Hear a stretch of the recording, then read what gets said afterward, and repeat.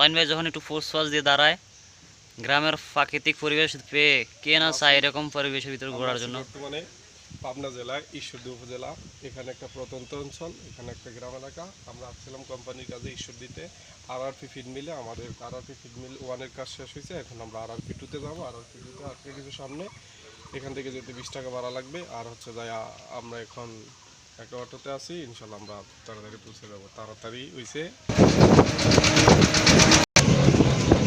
বাংলা ট্রেসলাই করে আমরা গ্রামের আঁকাবাঁকা রাস্তায় সুন্দর মনোরম পরিবেশ উপভোগ করার জন্য নাটোরের উদ্দেশ্যে রওনা দিলাম।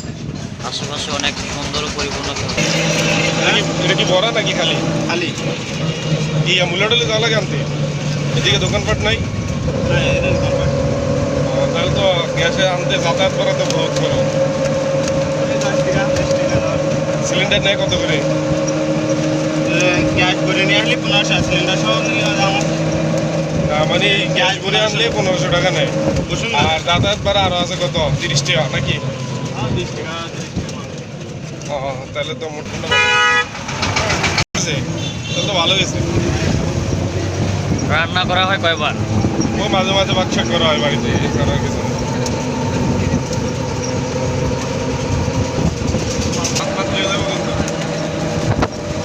নিয়ে যাইব?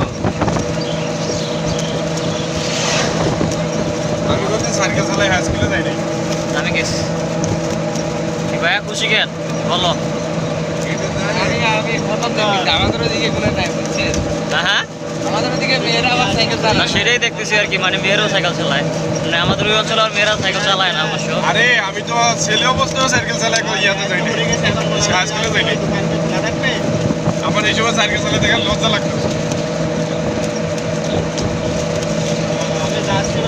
আমি ক্লাস 6 থেকেই সাইকেল নিয়ে স্কুলে যাইতাম, কলেজেও সাইকেল নিয়ে যাইতাম।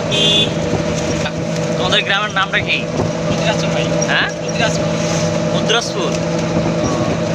উচ্চারণ করতে শান্ত দুইটা ভেঙে দেখো, অনেক কঠিন নাম। হ্যাঁ, গ্রামটা তো অনেক সুন্দর, রাস্তাটা মতো ভালো, রাস্তাটাও ভালো লাগে। গ্রামের দুই পাশে কত সুন্দর সবজি চাষ হইতেছে।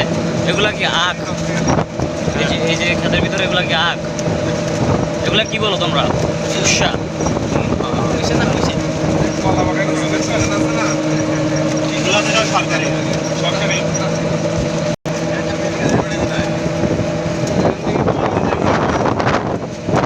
গ্রামের এই চিরচেনা পথেও রেলের ট্রেনের রাস্তা আছে। আমরা এখানেও ট্রেনের রাস্তার সামনে ট্রেন আসবে, আর ট্রেন আসবার কারণে আমাদের এখানে গেট রাস্তা আটকে দিছে। ট্রেন যাওয়ার পরে আবার এটা একটা মালবাহী ট্রেন।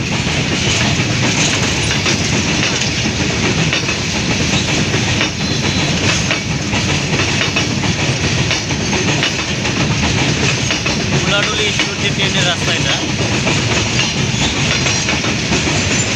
যেহেতু এই অঞ্চলে বিভিন্ন কলকারখানা আছে, তাই এটা এদিকে মাল নিয়ে আসছে, কিন্তু এখন ট্রেনটা খালি সম্পূর্ণ।